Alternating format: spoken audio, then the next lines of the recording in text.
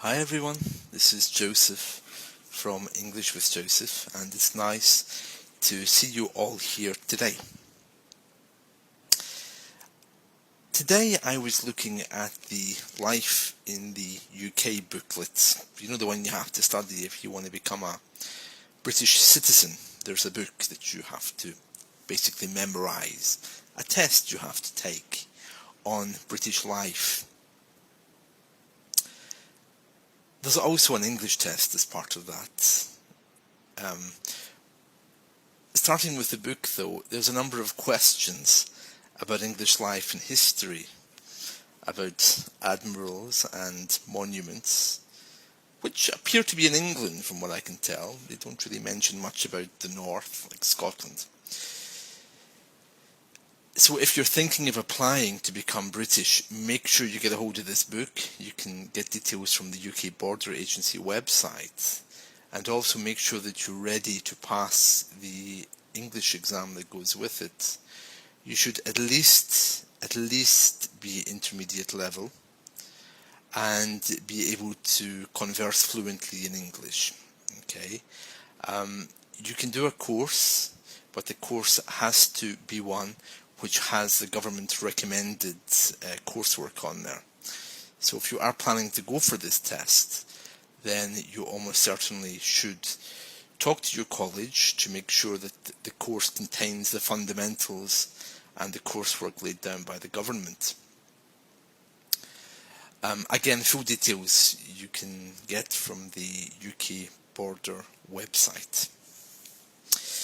Today I would like to ask you something. If I asked you how often do you watch TV, what would you say? And in what tense would you respond to me? Would you say, I watch TV regularly? That would be a proper response. Or maybe you want to tell me something in the past tense. Well, I have been watching TV, but right now I am not watching TV. That's a bit more tricky because you're jumping between tenses. But for you, I think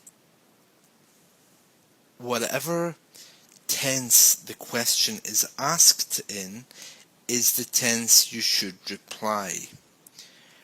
For example, have you been watching television? Reply, yes, I have been. Do you watch television?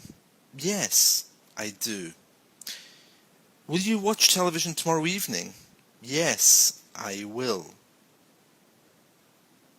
So I think it's very important always to reply in the same way that you've been asked.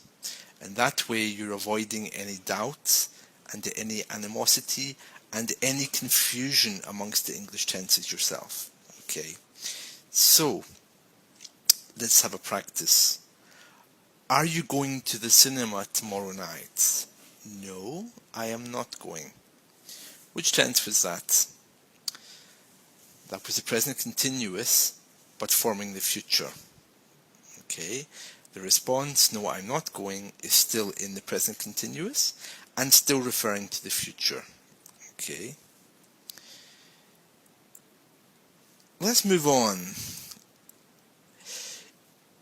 Describe a friend or a family member that you knew when you were young, maybe that you don't know now. Let's say who the person was, okay? So, for example, I remember my friend Robert from school. Robert was a few years younger than me, and he was a nice man. My family knew his family because he lived in the same streets as I did, and he visited my family daily, and I visited his family daily. Why do I remember this person? I remember this person because he was a very good friend. Okay, now, one thing you'll notice all throughout that description was it was from a time in the past.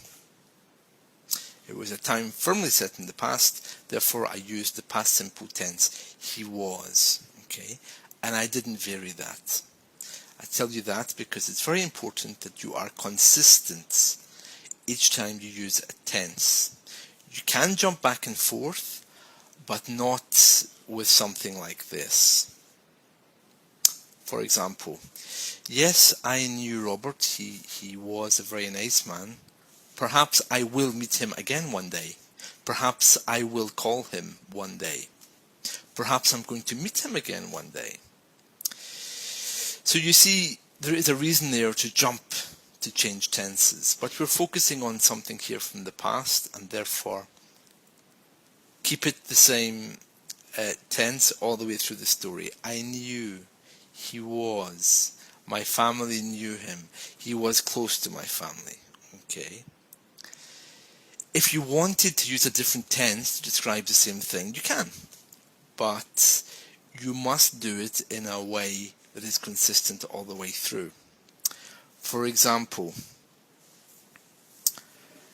rather than say describe a friend of your family you remember from your childhood and then you start on the past tense, if that question said describe a friend of your family that you have been thinking about recently, one you've been remembering recently.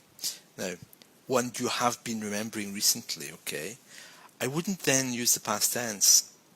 I could use the tense that the question is asked in. So I could say, well, recently I've been remembering Robert. Now, I've been remembering the things I did with Robert. Or in fact, just yesterday, I was remembering the time that we climbed a tree together. It would not be appropriate to mix the past simple with this, okay, because you're trying to keep to the same tense you were asked. You could jump in and you could say, yeah, I remember that we were climbing a tree together one day. I had been thinking about that yesterday, but I'm still going back to the tense that I'm being asked the question in, and that's very important. So try and be consistent as best you can. Well, I hope that gives you some help for today. I know that's a bit of a complicated subject, but I hope you've learned something. Thank you.